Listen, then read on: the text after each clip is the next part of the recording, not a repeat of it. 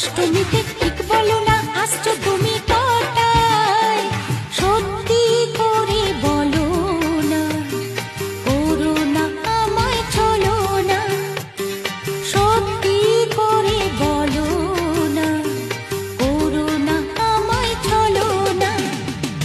গোল প্রিন্টের শাড়ি পরে গড়িয়াহাটের মোড়ে আসতে পারি ঠিক সন্ধ্যে ছটায়।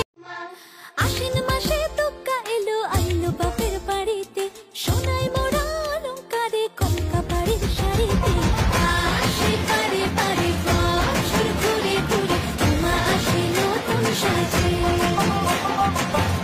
আসে পারে পারে বছর ঘুরে ঘুরে তোমা আসে নতুন সাজে।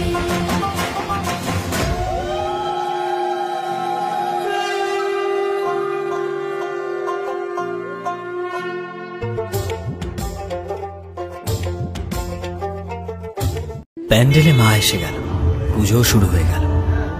কিছু মানুষ নিজের প্রিয় মানুষটাকে নিয়ে ঘুরল, আর কিছু মানুষ আজও তার প্রিয় মানুষের ফিরে আসার অপেক্ষা।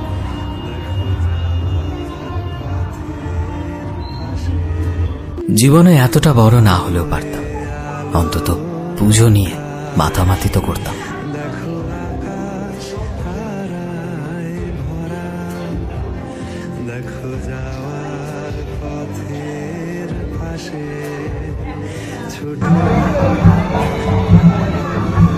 ছোটবেলায় বাবা মায়ের হাত ধরে ঠাকুর দেখতে যাওয়ার দিন আসলে অনেক সুন্দর ছিল। জীবনে শুধু ভুল করেই গেলাম না, সামনের পথটা না হয় তুমি দেখিও। যখন তুমি বুঝতে পারো উৎসব তো শুরু হয়ে গেছে, কিন্তু সেটা তোমার জন্য স্পেশাল নয়।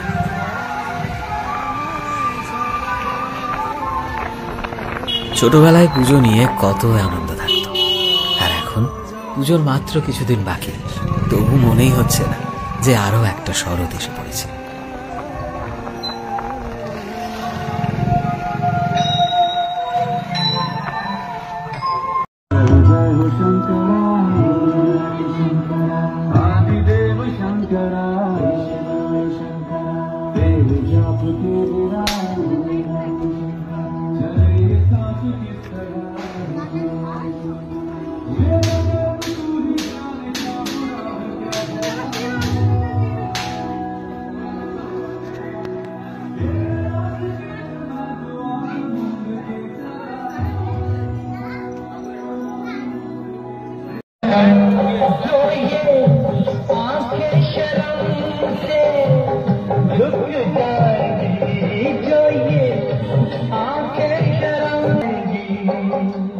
चुप रहना ये अफसाना, कोई इनको ना बतलाना, कि इन्हें देख कर पी रहे हैं कभी, इन्हें देख कर पी रहे हैं कभी। ये रेशमी जुल्फें, ये शरबती आँखें, इन्हें देख कर पी रहे हैं कभी, इन्हें देख कर पी रहे हैं कभी।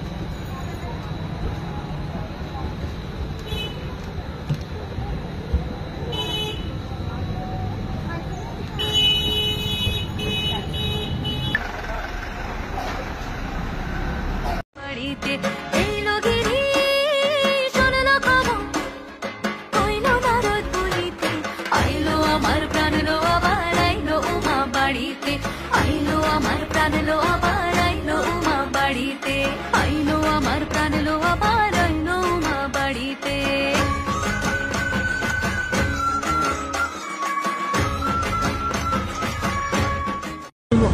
वो देख वो देख वो देख वो देख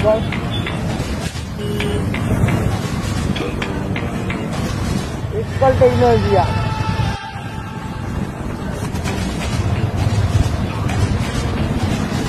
रोम रोम भाइयों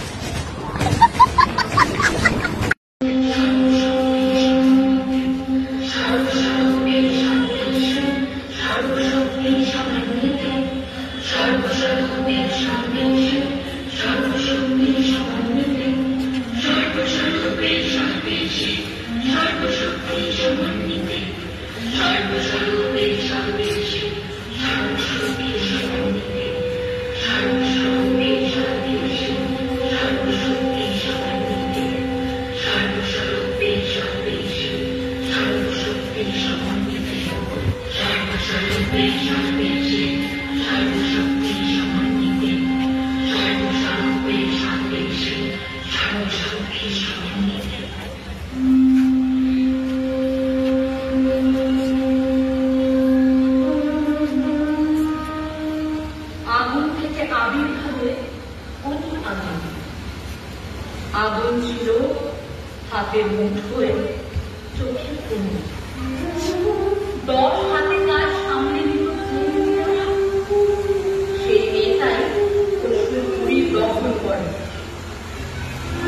যে মেয়েটা লুকিয়ে শোনে আগুনে, যে মেয়েটা আকাশ দেখে শরৎকালে, যে মেয়েটা মায়ের কাছে ঘুরতে আসে বছর ধরে, তাকিয়ে দেখো আমি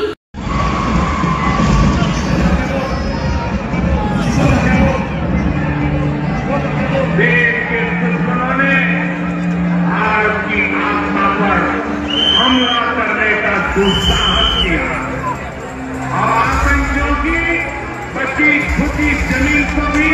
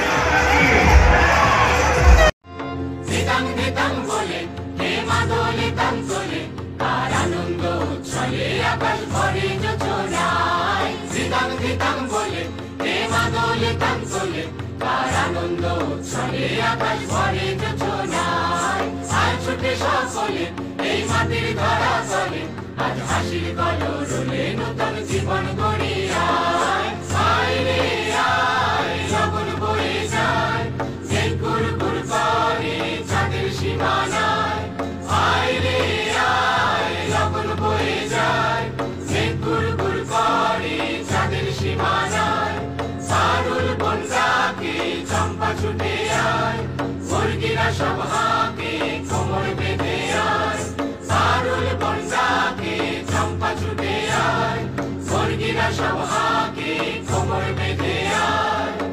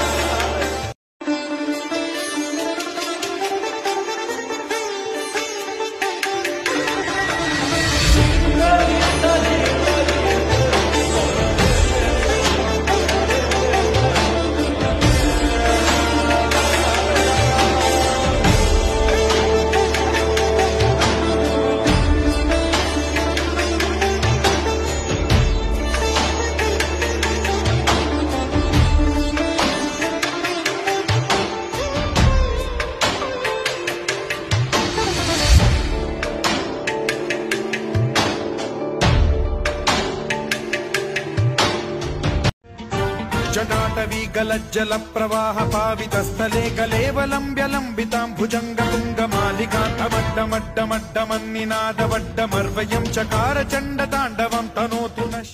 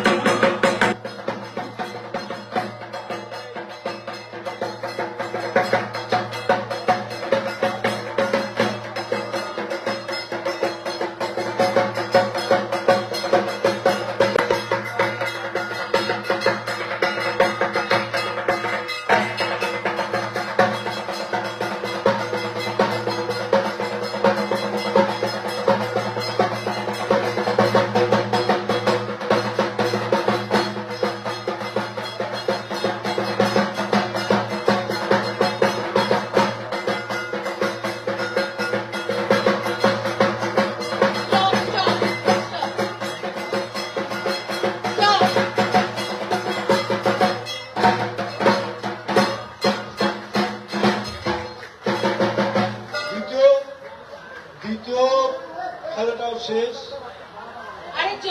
দারুণ নেচেছেন তারা ধনুচি নিয়ে।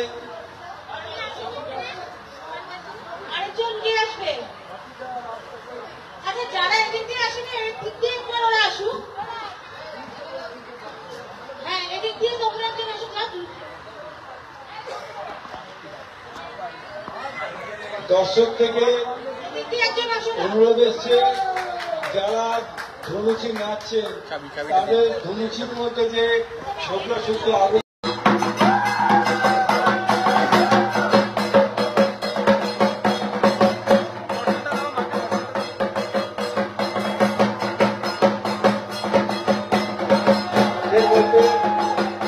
তাদের মধ্যে কেউ ঢুকে পড়েছে।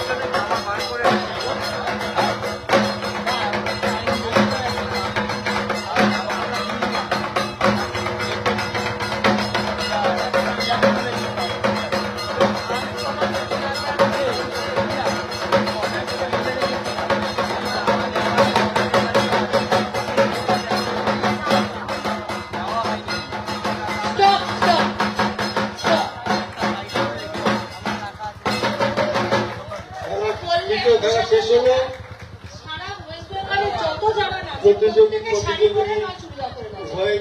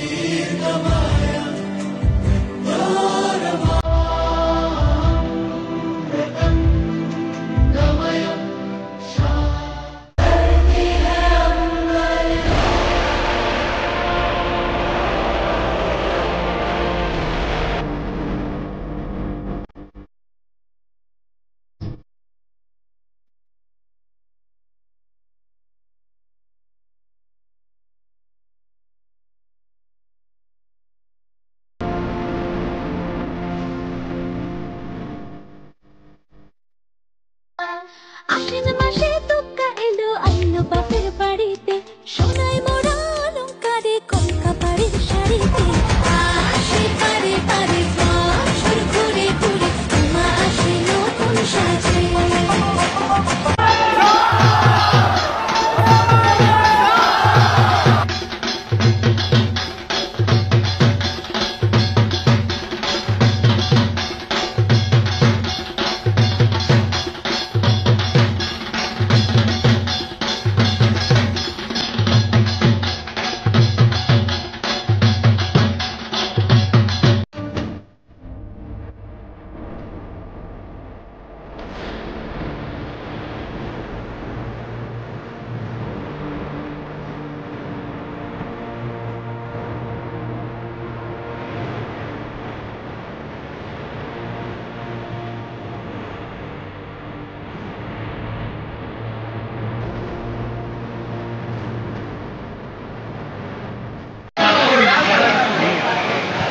নমস্কার বন্ধুরা, এই মুহূর্তে আমরা সন্তোষ মিত্র স্কোয়ারের মণ্ডপের ভেতরটা আপনাদের সামনে তুলে ধরবো। যে প্রতিমা থেকে শুরু করব, তারপরে গোটা মণ্ডপের ভেতরটা এবং ঝাড়বাতিটা কতটা সুন্দর করেছে সেটা আপনাদের সামনে তুলে ধরবো।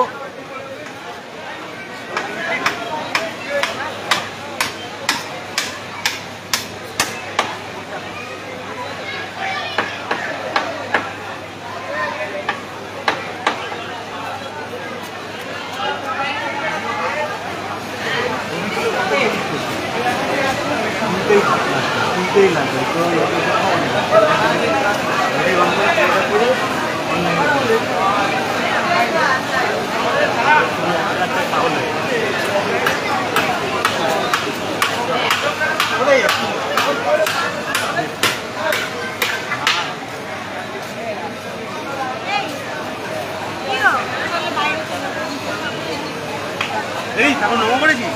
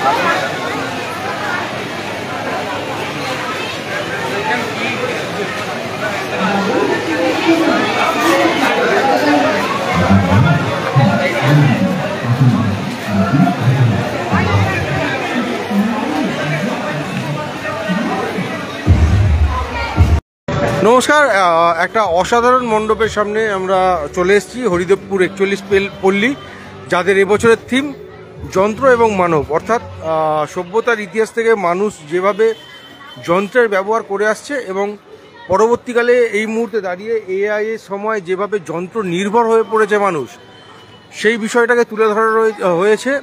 কারণ আজকে ডিজিটালের যুগে রোবট এবং এআই এর ওপর কতটা নির্ভরশীল হয়ে পড়েছে, যে যন্ত্র চাকার মাধ্যমে সভ্যতার সূচনা হয়েছিল, সেই যন্ত্রের ওপর এখন কতটা পুরোপুরি মানুষ নির্ভরশীল, বা যন্ত্র মানবকে কতটা কন্ট্রোল করছে, মানব সভ্যতাকে, মানব সমাজকে, অথবা মানব সবার যন্ত্রকে কতটা কন্ট্রোল করছে। অসাধারণ একটা মণ্ডপ তাদের এবছরের থিমে হরিদেবপুর 41 পল্লী। এখানে প্লাস্টিক দিয়ে মানুষের আকার দেওয়া হয়েছে, প্লাস্টিককে ওপরে 20 লিটারের জলের বোতল এবং বিভিন্ন প্লাস্টিক দিয়ে কিন্তু এবং দেখা যাচ্ছে যে আমরা যেরকম দেখতাম যে পুতুল নাচ, সেই পুতুল নাচের মতো করে মানুষকে যন্ত্র কন্ট্রোল করছে একদিকে, কিন্তু সেই বিষয়টা দেখানো হয়েছে। অসাধারণ মণ্ডপ এবং অসাধারণ তাদের চিন্তা ভাবনা। হরিদেবপুর 41 পল্লী আপনাদের ভীষণ কাছে সেই টিফিন বক্স রিলিজ হচ্ছে, আর রিলিজ হচ্ছে যারা, তারাও কিন্তু আজকে এই মঞ্চে উপস্থিত আছে। এবং 41 পল্লীর মঞ্চ থেকে বিরাট আকার রোবট, তার হাতে কিন্তু মানুষ ঝুলছে। এই যে দেখুন আপনি, মানুষ ঝুলছে, এটা কিন্তু একটা রোবট, এটা কিন্তু আসল মানুষ নয়। এবং একটা বিরাট রোবটের হাতে সেই মানুষটা ঝুলছে। অসাধারণ মণ্ডপ। টিভি বক্স আমরা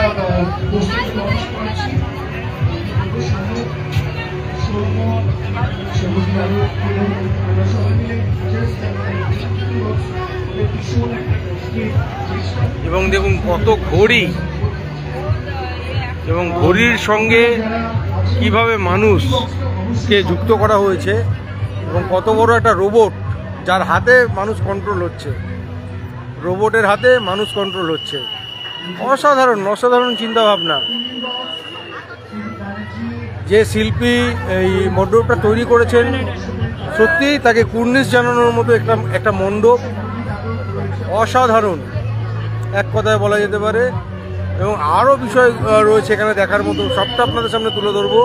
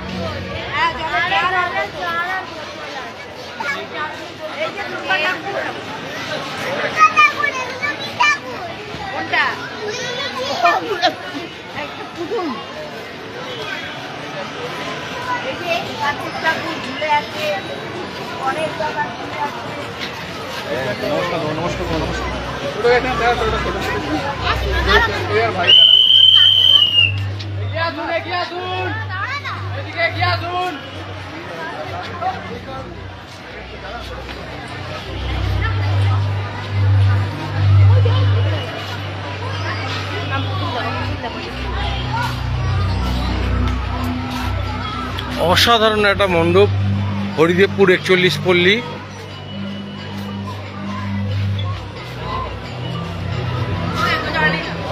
যেদিকেই নজর যাচ্ছে সেখানেই কিন্তু শিল্পকলা, অভিনব শিল্পকলা, এবং এত সুন্দরভাবে প্রেজেন্ট, মানে উপস্থাপন অসাধারণ বলা যেতে পারে এক কথায়। প্রচুর বড় বড় পুজো শহর কলকাতা বা পশ্চিমবঙ্গে হয়, কিন্তু হরিদেবপুর 41 পল্লী কিন্তু এই মুহূর্তে, মানে এবছর 2025-এ কিন্তু সমস্ত বড় বড় পুজোকে টেক্কা দেওয়ার জন্য প্রস্তুত। এ বছর হরিদেবপুর পল্লী কিন্তু একবার অন্তত হলেও মানে সূচিতে রাখতে হবে যে পুজো মণ্ডপ বা প্যান্ডেল হোপিংয়ের যে সূচি, সেই প্যান্ডেল হোপিংয়ের সূচিতে কিন্তু একবার হলেও সেই হরিদেবপুরকে রাখতেই হবে।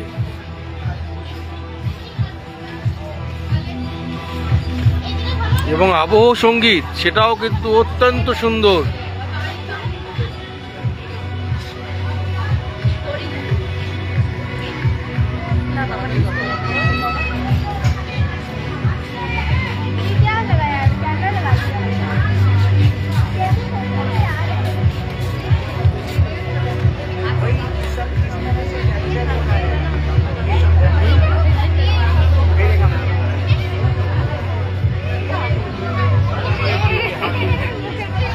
এটা আমাদেরকেই দেখাচ্ছে, এখানে আবার ক্যামেরা লাগানো রয়েছে যেটা নিজেদেরকে দেখানো। নমস্কার, এই মুহূর্তে আমরা বেহালার বরিশা ক্লাবে পৌঁছেছি, যাদের এবছরের থিম সার্কাস, মানে হারিয়ে যাওয়া সেই সার্কাসটা আবার তারা মানে তুলে ধরেছে যে একটা সময় বিনোদনের একটা অসাধারণ মাধ্যম ছিল। আমরা রাজ কাপুরের যে সিনেমাটাও দেখেছি, ওই ট্যাগলাইনটা এখানে ব্যবহার করা হয়েছে যে জিনা ইহা মরনা ইহা। খুব সুন্দরভাবে সেই গোটা বিষয়টাকে উপস্থাপন করা হয়েছে যে সার্কাস সে সময় সার্কাসের জন্য প্রবেশ করলে কি কি দেখা যেত এবং কতটা আগ্রহ সার্কাসের প্রতি মানুষের ছিল, সেই বিষয়টাই কিন্তু তারা তুলে ধরেছে। এই চিত্রগুলো আমাদের অত্যন্ত পরিচিত, যেখানে সার্কাসে কিন্তু এই ধরনের যে কর্তব্য, সেই কর্তব্যগুলো কিন্তু দেখানো হতো।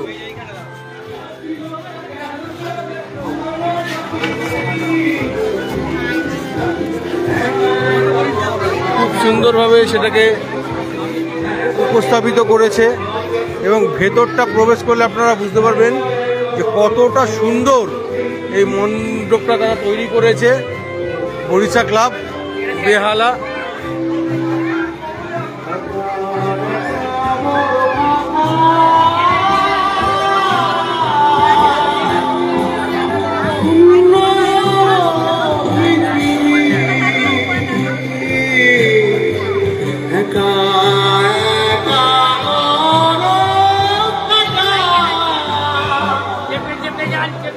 আমি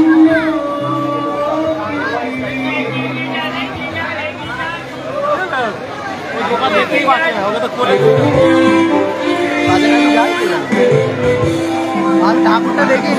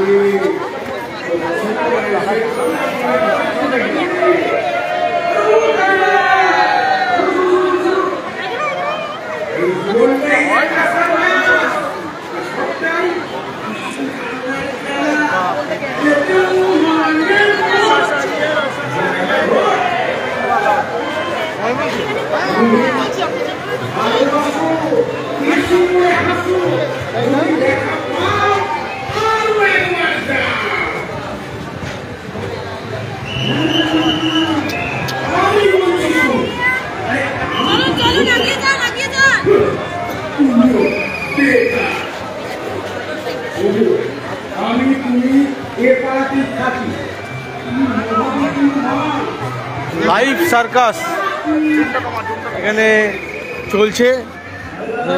লাইভ সার্কাস আমরা যেরকম দেখতাম,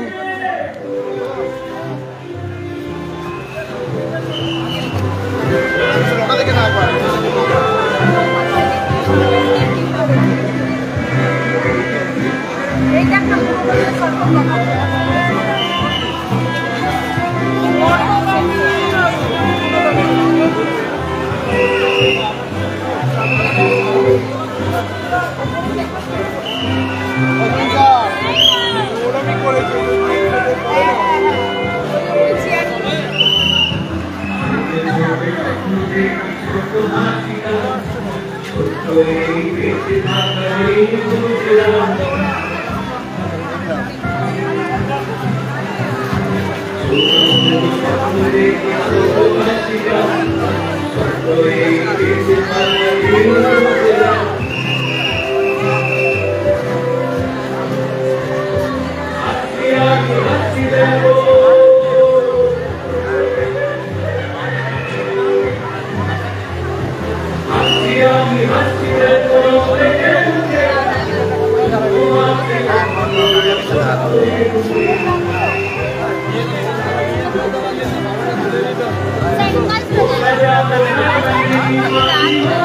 সুনিতা,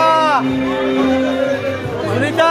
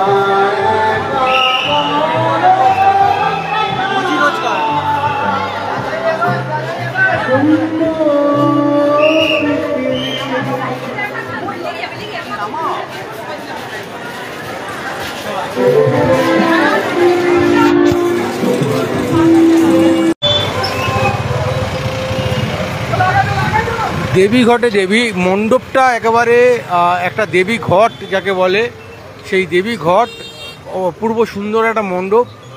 এবং এই মণ্ডপে প্রবেশ করতে হলে কিন্তু ঘটের ভেতরে প্রবেশ করতে হবে।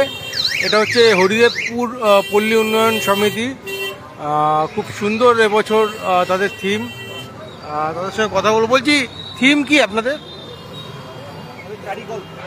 আচ্ছা আচ্ছা, কি মানে কি বার্তা দিতে চাইছেন? আচ্ছা আচ্ছা,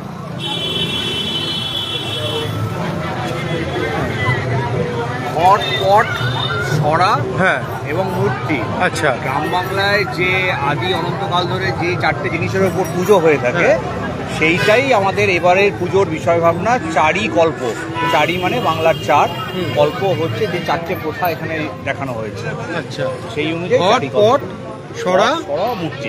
মূর্তি অর্থাৎ ঘট, পট, ছড়া আর মূর্তি, এই চারটে বিষয়কে মূলত গ্রাম বাংলায় যেভাবে পুজো হয়, সেই গ্রাম বাংলার পুজো যে চারটে আসবাব ব্যবহৃত হয়, সেই আসবাবগুলোকে কিন্তু তুলে ধরা হয়েছে পল্লী উন্নয়ন সমিতির মাধ্যমে। খুব সুন্দর। এবার আমরা কিন্তু মণ্ডপের ভেতরটাতে প্রবেশ করব। অপরূপ সুন্দর মণ্ডপের ভেতরটা আপনাদেরকে দেখাচ্ছি, যে দেবী ঘটের ভেতরে কিন্তু দেবী রয়েছে। অর্থাৎ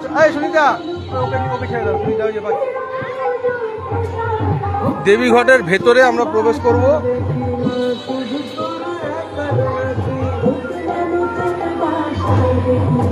অপূর্ব সুন্দর। এবং এখানে একটা সরা আপনাদেরকে একটু দেখিয়ে নিই। এটা একটা পাশে সরা রাখা রয়েছে। আমরা কিন্তু আবার দেবীর দিকে এগোচ্ছি। এবার আমরা ঘটের ভেতরটা কিন্তু অলরেডি প্রবেশ করে গেলাম। অসাধারণ, অপূর্ব।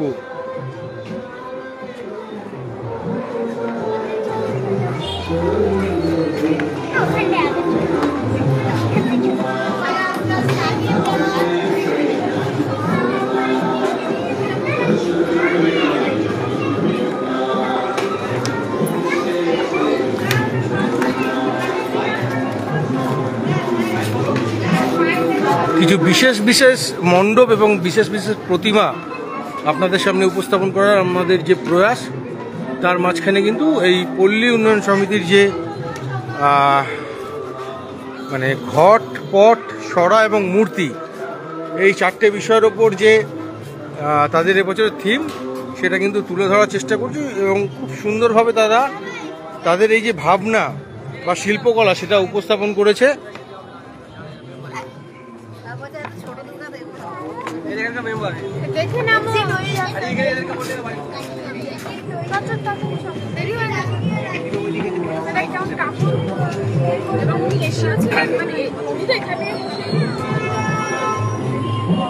এবার কিন্তু আমরা ধীরে ধীরে এক্সিটের দিকে যাচ্ছি। আর একবার আপনাদেরকে সেই দেবীঘরটা আমরা দেখাবো, যে মণ্ডপটা কত সুন্দর তারা উপস্থাপন করেছে এবং মণ্ডপের ভেতরে প্রতিমা একটা অভিনব বলা যেতে পারে। এই ধরনের মণ্ডপ কিন্তু দেখা যায় না সচরাচর, কিন্তু এই ধরনের মণ্ডপ দেখা যায় না, অভিনব মণ্ডপ। এই যে দেখুন, একটা ঘটের মধ্যে মানে একটা ঘটের আদলে কিন্তু একটা মণ্ডপ, এবং ঘটের মুখে যে সরাটা যেটা দিয়ে ঘট কলসির ওপরে যে মালসাটা বা সরাটা রাখা হয়, সেটাও কিন্তু ঠিক ঘটের মুখের সামনেই রয়েছে।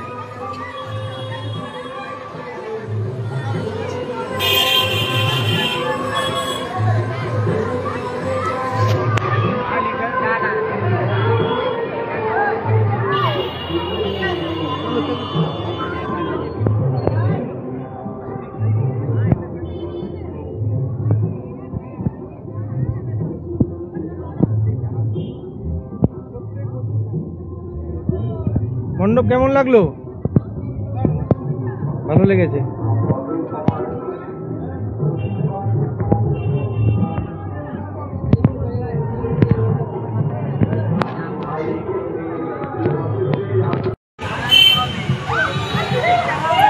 দাঁড়িয়ে যাও, দাঁড়িয়ে যাও, দাঁড়িয়ে যাও। মহামায়া, তিনি মহাঘোর অন্ধকার স্বরূপিণী কালিকা, আবার তিনি প্রকাশ রূপিণী জগদ্ধাত্রী। তিনি সত্য, রজ ও তম। দেবীর অনুকম্পা প্রার্থনা করে মহর্ষি দুর্বাসা যজ্ঞ করে লাভ করলেন এক দিব্য মালা। সেই মালা যে ধারণ করবে সে হবে অজেয়। ত্রিদেবীর মতানুসারে দুর্বাসা ঠিক করলেন সেই মালা দেবরাজ ইন্দ্রকে দেওয়া উচিত।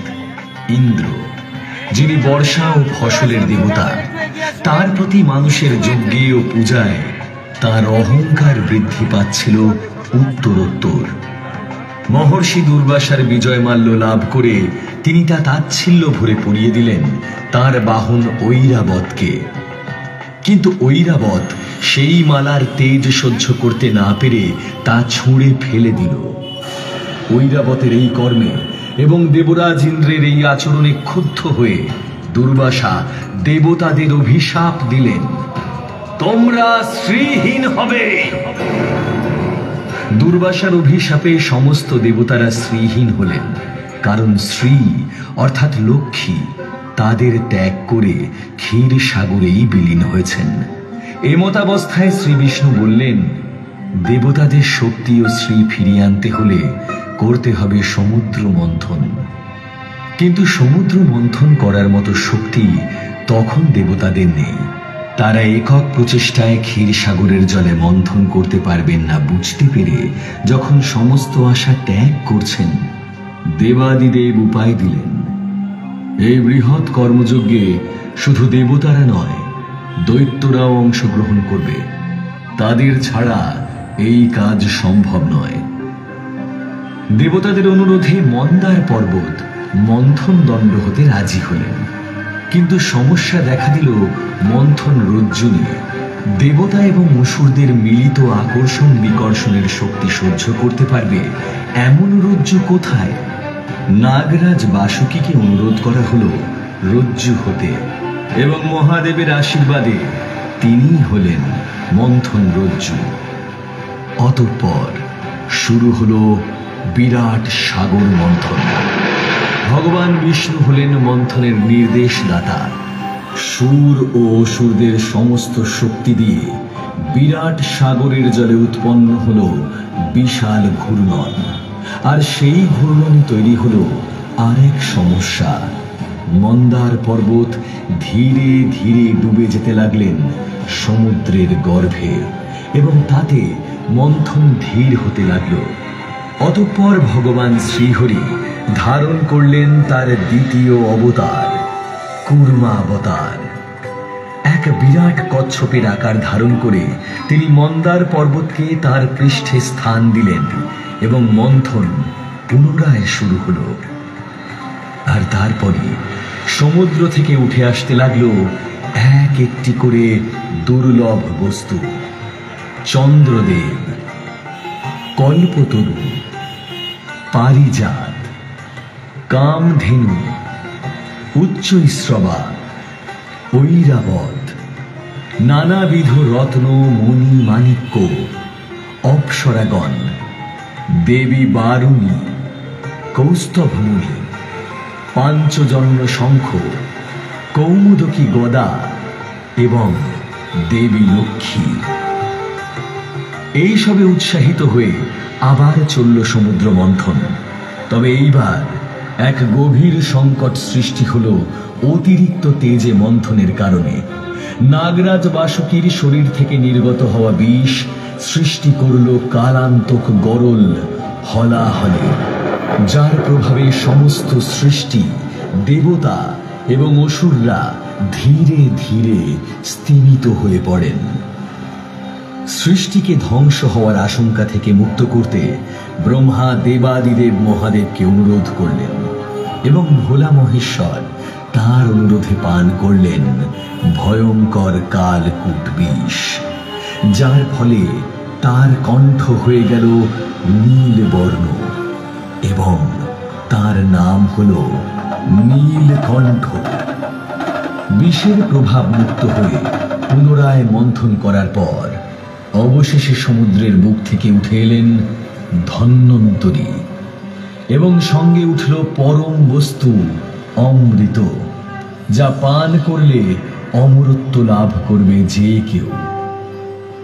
কিন্তু অমৃতের ভাগ পেতে দেবাসুরদের মধ্যে শুরু হলো প্রবল সংগ্রাম। অসুররা তখনও দেবতাদের চেয়ে বেশি শক্তিশালী, অতএব তারাই অমৃত ছিনিয়ে নিল। তাদের রাজা বলি বললেন, অমৃতের ভাগ আমরা দেবতাদেরকে দেব না। অনন্যপায় দেবতাদের বাঁচাতে তখন মোহিনী অবতার ধারণ করলেন স্বয়ং নারায়ণ এবং তার রূপে ও মোহমায়ার বশে অসুররাজ রাজি হলেন অমৃতের ভাগ দেবতাদের দিতে। কিন্তু মোহিনী রূপী নারায়ণ নৃত্যগীতে আচ্ছন্ন অসুরদের পান করাতে লাগলেন বারুণী মদ্য এবং দেবতাদের দিলেন অমৃত। কিন্তু সরভানু নামের এক বুদ্ধিমান অসুর এই ছলনার আভাস পেল।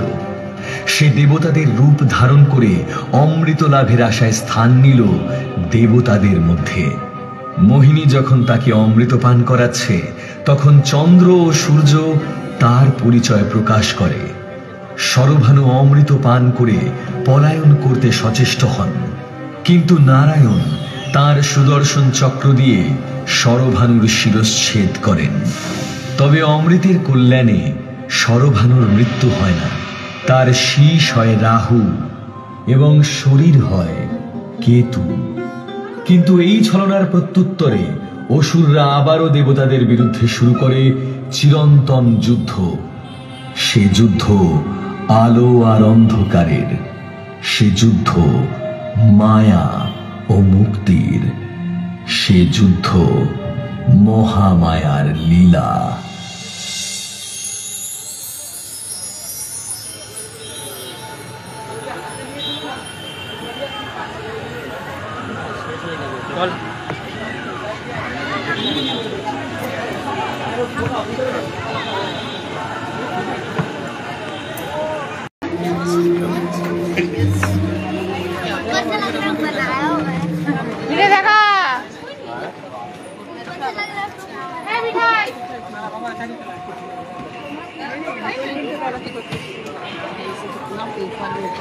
সল্টলেক একে ব্লকের এবারে মণ্ডপটা দেখে যেটা অনুভূত হলো যে ঋত্বিক ঘটক, পরিচালক ঋত্বিক ঘটক, মৃণাল সেন, সত্যজিৎ রায়ের সময়কালের যিনি আরেকজন পরিচিত এবং বিখ্যাত পরিচালক ঋত্বিক ঘটক, তার বিভিন্ন যে শিল্পকলা, তার বানানো যে সিনেমা, তার লেখা যে বই, এই বিষয়গুলোকেই কিন্তু তুলে ধরা হয়েছে।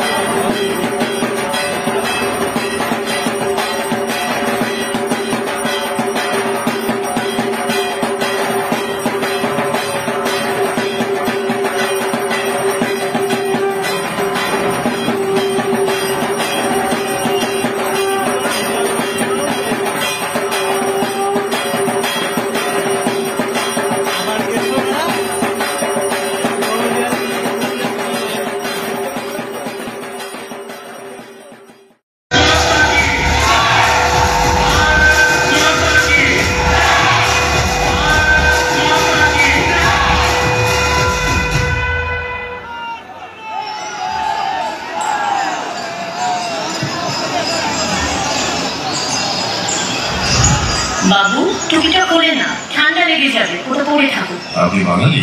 হ্যাঁ, আমি বিধান পাটুলি থেকে। আর আপনি? আমি সমীর বেহালা থেকে। मुझे पहलगाम बहुत पसंद है, ब्यूटीफुल।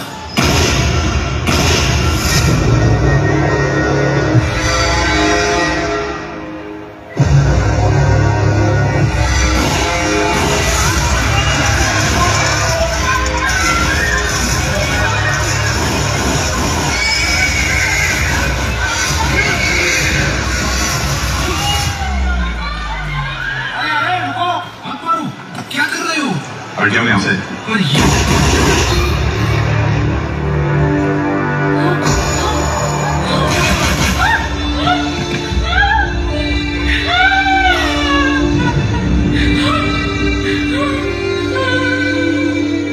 तुमने मेरे पति को क्यों मारा? मुझे भी मार दो।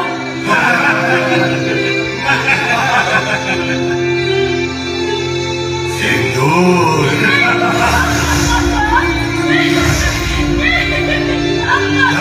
छोड़ दिया, मोदी को जाके बोल।